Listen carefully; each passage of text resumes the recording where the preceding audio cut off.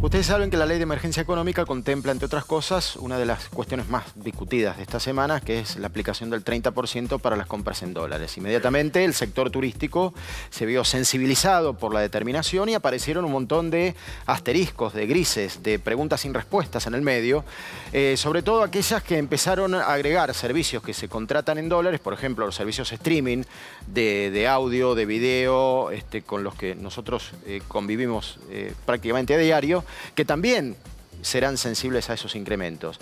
El sector turístico empezó a hacer preguntas para aquellas operaciones, por ejemplo, que se hacen exclusivamente en pesos con empresas radicadas en la República Argentina. ¿Qué tipo de cosa hay que tener en cuenta en esos casos, no? Y vamos a hablar con Federico D'Angelo Martínez, que es abogado especializado en Derecho del Turismo y además docente universitario. Federico, gracias por atendernos. Buen día. Hola, buenos días. Muchas gracias a ustedes. Bueno, básicamente en el ámbito del turismo, ¿cuáles son las excepciones? ¿Qué es lo que ha determinado el Congreso antes de este fin de semana? ¿Y qué cosas no van a ser alcanzadas por ese 30% si existieran, Federico? A ver, la ley aprobada, hay algunas excepciones bien marcadas, que esas excepciones no apuntan al turismo, pero sí hay declaraciones interesantes. Pensemos en la lógica, no importa lo que queramos comprar, sea servicios o bienes, si hay que acudir al mercado de cambios, este impuesto va a alcanzar esa adquisición de bien o servicio. Entonces, por ejemplo, una agencia de viajes que tiene que salir a buscar dólares, bueno, va a haber un incremento del 30%. Lo interesante aquí es qué pasa con las empresas de transporte. ¿Qué sucede? Si la empresa de transporte vende en pesos y no tiene que acudir al mercado de cambios, no hay necesidad de cobrar este 30%. Sí, o sea, por ejemplo, esto corre para Aerolíneas Argentinas, por ejemplo. Aerolínea de bandera, nosotros compramos el pasaje en pesos para viajar a Río de Janeiro, por citar un caso, por citar un ejemplo. Con toda la operación en pesos, eso no tiene un incremento del 30%. Perdón. No. Siempre y cuando la empresa no necesite acudir al mercado de cambios, digo esto, por ejemplo, vamos a poner otro ejemplo de una aerolínea que no vamos a mencionar el nombre. Dice, no, yo quiero vender mis tickets en pesos y no necesita acudir al mercado de cambios. También puede encontrarse amparada en esa excepción. No me parece un punto, como se ha dicho por ahí, que sería como una competencia desleal hacia otros competidores de un servicio. La ley ahí dice, en empresa de transporte, no importa el medio, acuático, aéreo, terrestre, que venda en divisas, tiene que cobrar un 30%, pero ojo esto, ese 30% es sobre el valor. Hay que sacar impuestos, hay que sacar tasas. O sea que no es automático el 30%. O sea, digamos, vamos a poner un ejemplo. Claro, cuando uno compra un pasaje, no con la aerolínea de bandera, con otra, y se dice va al 30%, ¿esto no es un 30% automático sobre el valor del pasaje? Sí, sobre el valor del pasaje no. O sea, si sacamos impuestos y tasas, te tengo que decir que sí. Sí, es automático porque la aerolínea o la agente de viajes o el prestador son agentes de percepción. Ellos tienen que cobrarlo y tienen que discriminarlo además. Está bien, pero un pasaje que vale $1000, voy a tener que pagarlo un 30% más. Va a salir $1300, no importa después qué es tasa, que no, pero para el público va a salir 30% más ese pasaje. Eso es así. Sí, pero no es un dato menor que cuando uno saca un pasaje se empieza a ver no el valor total. Por eso quiero enfatizarlo. Muchas veces el pasaje tiene un valor que no es el que vemos al final de la cuenta. Claro, porque hay un Entonces componente este 30%, impositivo.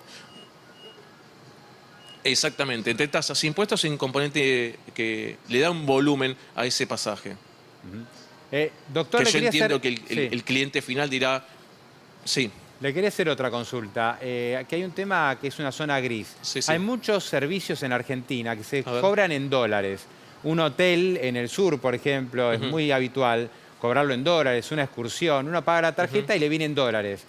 ¿Eso se mantiene así? ¿Tiene un recargo? ¿No debería tener un recargo? Porque el hotel no tiene que acudir al mercado de cambios para hacer un pago en el exterior. A ver, si el hotel, vamos a poner un hotel X en la Argentina, dice, yo tengo mi tarifa dolarizada, hay un derecho que surge del Código Civil y Comercial que el deudor, en este caso el huésped, puede pagar en dólares o en pesos equivalentes al momento de pago. Si paga en pesos, no hay 30% que hay que cobrar. Si paga en dólares, que lo sacó de su, no sé, de su colchón, sí, tampoco no hay ningún problema. Ahora, si el cliente final tiene que acudir al mercado de cambios, sea con débito, sea con crédito, o sea porque va a un banco a cambiar pesos por dólares, a esa operación sí se le va a grabar el 30%. Bueno, ese es un tema muy delicado, porque hay mucha gente que se va a ir de vacaciones o que ya tiene su hotelería contratada o sus excursiones en Argentina y se lo cotizan en dólares. Si no hace esta aclaración de cancelar la factura en pesos o lleva directamente los dólares, le van a cobrar el 30%. A ver, aprovecho la pregunta para aclarar al televidente. Es derecho, o sea, digo deudor en equivalencia con el consumidor, ¿sí? Es derecho del deudor en poder cumplir con la deuda frente a su acreedor, en este caso sería el hotel, pagando en dólares o pagando en pesos. Pero hablamos en obligaciones dentro del ámbito nacional, Perfecto. ¿sí? Sí, perfecto. Bueno, es importante este punto porque hasta ahora era como lo mismo, decir, bueno, me la dan en dólares y bueno, después lo pago, porque el resumen me lo convertía a pesos. Pero ahora el resumen de la tarjeta me va a cobrar el 30% si no hago esta salvedad. Exactamente. Exactamente. Eso depende cómo lo cobre el hotel. Porque una cosa es que el hotel diga, yo dolarizo mi tarifa, entonces se va manteniendo a una cotización frente al dólar, y otra es que el hotel le demande a la tarjeta el cobro en dólares. Si es lo segundo, bueno, ahí vamos a tener una situación donde aplica el impuesto del 30%. Doctor, ¿en qué casos puede hacer un hotel, una empresa, una compañía que presta servicios turísticos o de hospedaje? ¿En qué casos puede llegar a demandarnos un pago en dólares operando en Argentina? Siempre y cuando ellos aclaren de que, esto cuando digo aclaren es un punto interesante, desde antes de la contratación. Esto es importante recalcar al televidente que hay un deber de información propio de los proveedores de servicio o de productos que tienen que aclarar a su cliente cómo van a cobrar. Si el hotel le dice, yo voy a cobrar $200 y voy a demandar $200, ahí sí podría grabarse este 30%, pero tiene que estar aclarado ya desde antes. Distinto es que los proveedores dolaricen su tarifa, ojo acá. Claro. Y después demanden pesos. Correcto. Pero Digo esto porque en turismo es muy común que esté dolarizada la que es la tarifa, el servicio. Pero el equivalente en pesos. El equivalente en peso, por supuesto. Pero dólar billete, ¿eso es posible? ¿Está dentro de lo probable? Que un hotel puede hacerlo, como el caso que citaba Pablo recién, que uno vaya a X lugar en la Argentina y nos demanden el dólar físico. Es probable, es probable. Ahora, si usted me reformula la pregunta y me dice si corresponde, le tengo que decir no. Claro. Siempre se estila a diferenciar lo que llamamos los abogados el deber ser y el ser, ¿no? Lo que la norma te pide que uno haga y lo que realmente después termina haciendo. Claro, porque acá ya estamos hablando dentro de una categoría legal, digamos, ¿no? O sea, alguien puede demandarnos los dólares, uno puede hacer una operación. En la práctica no se impide, pero digo, está en el límite de lo legal, calculo eso. Por no decir afuera de lo legal. Sí, por supuesto. Y aprovecho para avisarle al televidente que ante este tipo de problemas, que no dude en demandar no, sino reclamar ante el organismo de defensa del consumidor. Porque estas relaciones nacionales están enmarcadas en lo que es el derecho de defensa del consumidor. Claro. Y es derecho del huésped en caso de un hotel, del cliente de una agencia de viajes, de un pasajero.